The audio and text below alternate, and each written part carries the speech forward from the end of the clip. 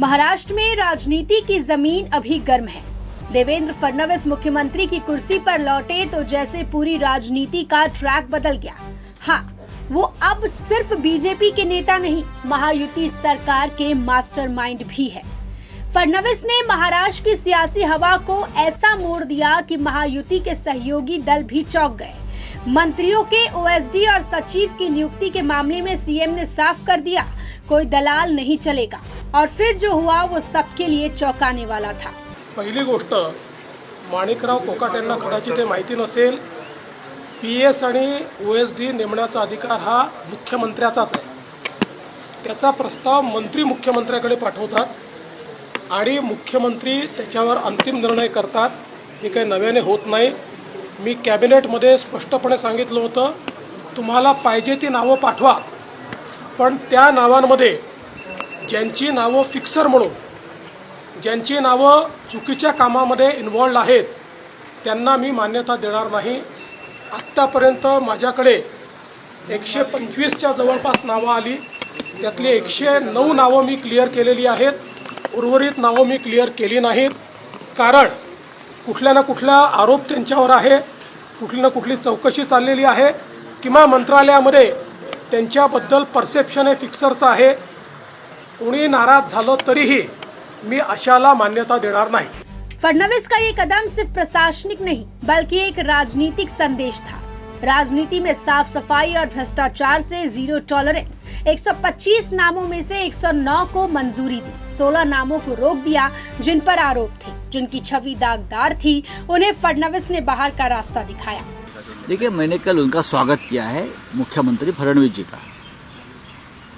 हमने स्वागत किया है कि अगर इस राज्य में मंत्रालय में भ्रष्टाचार करने में एक रैकेट है, उस रैकेट में मंत्रियों के ओएसडी और पीए शामिल है।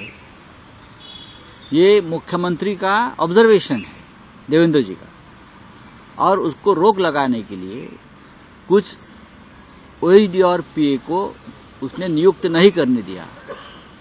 और ये मुख्यमंत्री का शब्द है, ये फिक्सर है, ये सब लोग फिक्सर है, तो उनका स्वागत ही करना चाहिए। अगर मुख्यमंत्री भ्रष्टाचार रोकने के लिए कुछ कदम उठा रहे हैं तो ये स्वागत योग्य कदम है और हमने उनका स्वागत किया है। लेकिन ये फिक्सर किस मंत्री ने रिकमेंड किए थे उनका भी नाम सामने आना चाहिए। वो जो फिक्सर्स है, चाहे ओएसडी हो चाहे पीए हो, उनके वो किस मंत्री ने उनको रिकमेंड किए थे, किस पार्टी के मंत्री है, वो भी जनता को समझना चाहिए। शिवसेना यूबीटी के नेता संजय राउत ने तो सीएम की तारीफ की और बाकी सहयोगी दलों के बीच एक नया दबाव है।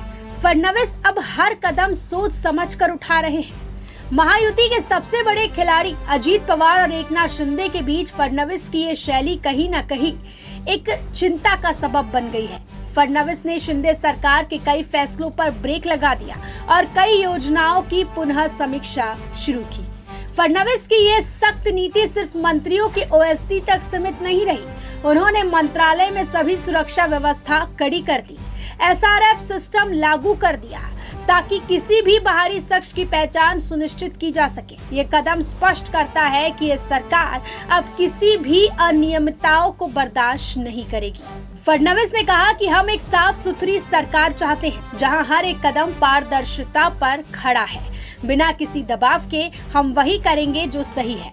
फडणवीस ने स्पष्ट कर दिया कि उनकी राजनीति का अंदाज नरेंद्र मोदी से प्रेरित है। कोई दबाव, कोई राजनीति की गंदगी अब महाराष्ट्र में नहीं चलेगी। एकनाथ शिंदे को भले ही ये कठिन लगे, लेकिन फडणवीस अब खुलकर खेल रहे हैं।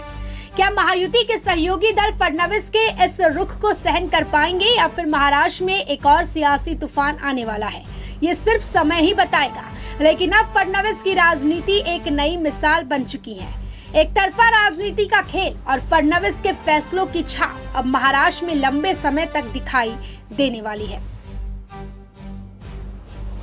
Bureau report, metro Mumbai.